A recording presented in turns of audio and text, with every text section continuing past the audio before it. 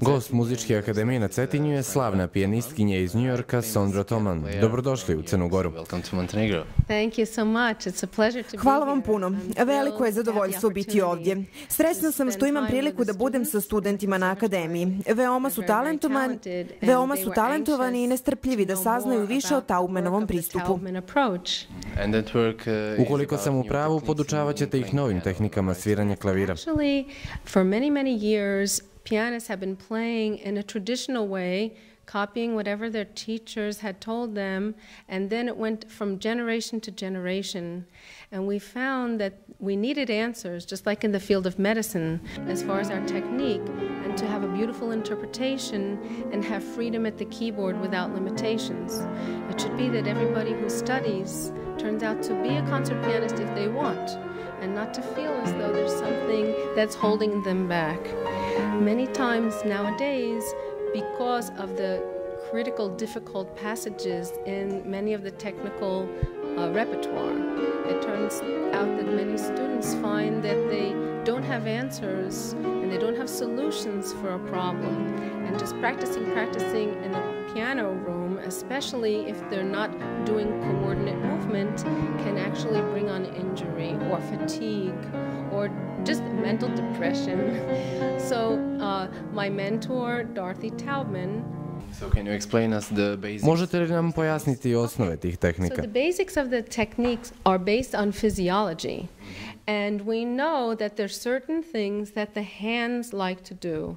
First of all, the power of the hand is not coming only from the fingers. The fingers have to be very agile and they have to work together.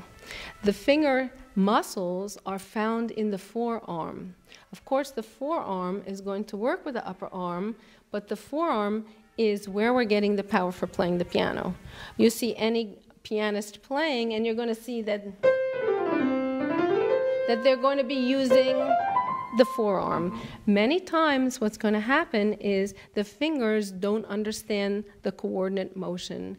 We like to believe that the fingers can do anything. Fingers like to flex down from the main knuckle. But if you try just flexing fingers without using any other energy and going down like this, it has a limit.